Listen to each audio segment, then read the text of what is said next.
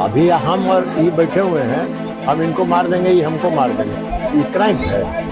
तो आपसी विवाद है और आपसी विवाद के लिए घटनाएं होती हैं। नमस्कार, मैं हूं प्रियंका यादव और आप देख रहे हैं सरकारी मंथन। ये है जेडीयू और केंद्र में मत्स्य पालन, पशुपालन और डेयरी मंत्री ललन सिंह, जिनके लिए एक कुख्यात अपराधी की दिन दहाड़े हत्या करना छोटी मोटी घटना है। इनका कहना है कि ये सब क्राइम थोड़े है, ये तो आपसी विवाद है, ये सब तो होता रहता है। अभी हम और ये बैठे हुए हैं, हम इनको मार देंगे, ये हमको मार देंगे, ये क्राइम है। तो आपसी विवाद है और आपसी विवाद के लिए घटनाएं होती हैं। सुन लिया आपने, कैसे नेताजी एक कुख्यात अपराधी के हत्याकांड को छोटी मोटी घटना बता रहे हैं। ऐसा इसलिए कह रहे हैं क्योंकि ये हत्याकांड इन्हीं की सरकार के दौरान हुआ है। शायद ऐसे ही नेताओं की मानसिकता के कारण आज बिहार 2022 की एनसीआरबी रिपोर्ट के अनुसार अपराध के मामलों में दूसरे स्थान पर था। हालांकि ऐसा नहीं है कि हर नेता ललन सिंह जैसे ही हो, अपनी पार्टी का पक्षपात करते हो। कुछ ऐसे भी नेता हैं जो राज्य सरकार की आंखों में आंख डालकर सवाल पूछते हैं और गलत को गलत कहते हैं, जैसे कि एनडीए के सहयोगी दल लोक जनशक्ति पार्टी के अध्यक्ष चिराग पासवान, जिन्होंने कहा कि बिहार में कानून व्यवस्था आज एक गंभीर चिंता का विषय बन गई है। प्रतिदिन हत्याएं हो रही हैं, अपराधियों का मनोबल आसमान पर है, पुलिस प्रशासन की कार्यशैली समझ से परे है।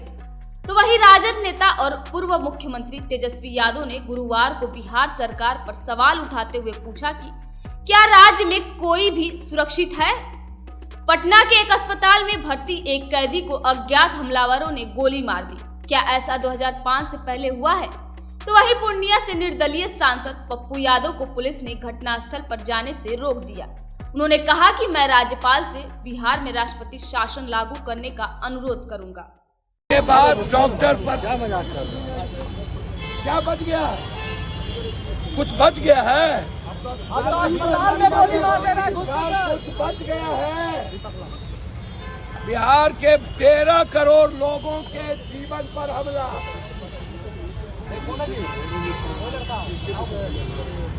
बस इन नेताओं का सिर्फ नेतागिरी बच गई है। ये लोग पैसे के बदौलत नेतागिरी करेंगे, फिनिश कर देना चाहिए। कब चलेगी इनकी एसटीएफ की गोली? जाति के आधार पर अपराधी का चयन होता है, गलत इनकाउंटर करते हैं, गलत शूटर बताता है और ये लोग शूटर को बचाते हैं। गैंगवार हो गई है, गैंगवार। सर, कौन सा शासन? ये कोई शासन बचा है? अब भी कोई शासन है?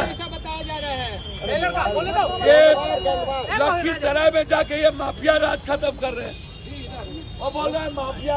अरे माफिया को पालते हो और माफिया राज खत्म करते हो। नीतीश कुमार तो सरकार चला नहीं रहे। नीतीश कुमार तो लगभग सो चुके। अब ये सरकार चला रही है बीजेपी और हेडक्वार्टर के पदाधिकारी। अभी मैं गवर्नर हाउस जा रहा हूँ, गवर्नर साहब मुझे बुला है। अभी तुरंत मैं गवर्नर साहब से मांग करूंगा कि अब राष्ट्रपति शासन लगा देना चाहिए। राष्ट्रपति शासन, योगी मॉडल यहाँ लागू करना चाहिए। योगी तो अपने जात के क्रिमिनल को बचाता है। ये कौन मॉडल है? योगी का मॉडल है पॉलिटिकल मॉडल। शूट आउट होनी चाहिए यहाँ। सर, कोई अपराधी ना बचे, मिटा देना चाहिए। अब बताते हैं कि आखिरकार कौन है चंदन मिश्रा, कैसे हुई कुख्यात अपराधी की हत्या। दरअसल पटना के शास्त्री थाना क्षेत्र स्थित पारस अस्पताल में गुरुवार की सुबह 5 की संख्या में अपराधी घुसे और कुख्यात अपराधी चंदन मिश्रा को गोलियों से छलनी कर आसानी से फरार हो गए। घटना सुबह 7:30 बजे के बीच की है। चंदन मिश्रा पारस अस्पताल की दूसरी मंजिल पर कमरा नंबर 209 में भर्ती था। अपराधी जब उसे मारने के लिए अस्पताल के कमरे में घुसे तो उन्होंने चंदन मिश्रा पर ताबड़तोड़ गोलियां चला दी।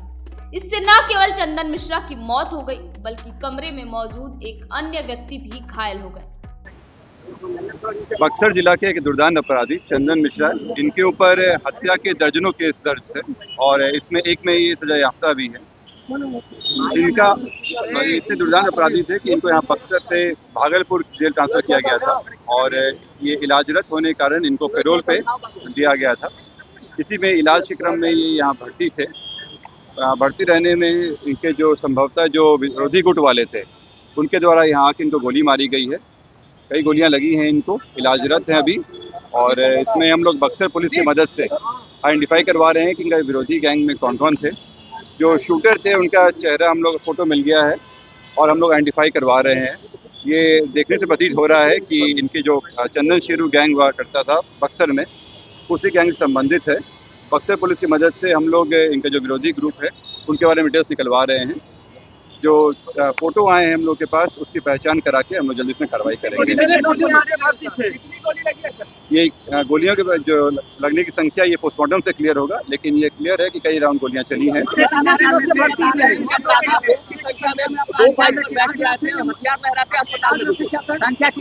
अभी जो सीसीटीवी फुटेज है उसके हम लोग अवलोकन करके इसमें पता कर रहे हैं। तो मतलब 2 मोटरसाइकिल से लोग आए थे।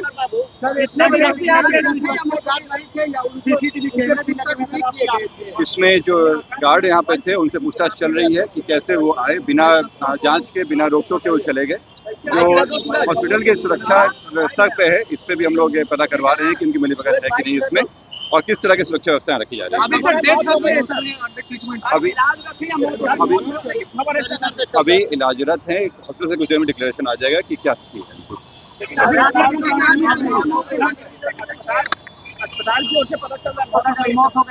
हॉस्पिटल से प्रॉपर डिक्लेरेशन आ जाएगा। आपको बता दें कि जिस व्यक्ति की गोली मारकर हत्या की गई है वो कोई सामान्य अपराधी नहीं बल्कि एक कुख्यात अपराधी था।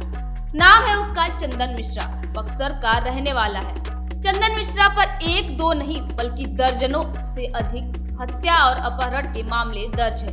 वर्तमान में वो जेल से पैरोल पर बाहर निकला था। पटना के बेऊर जेल में बंद चंदन मिश्रा कुछ समय पहले ही पैरोल पर बाहर आया था।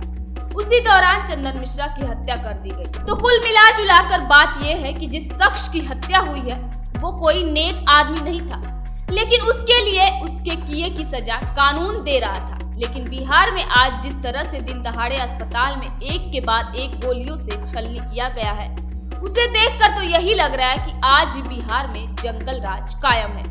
फिलहाल इस खबर में बस इतना ही। आप देखते रहें सरकारी मंथन। मैं थी आपके साथ प्रियंका यादव।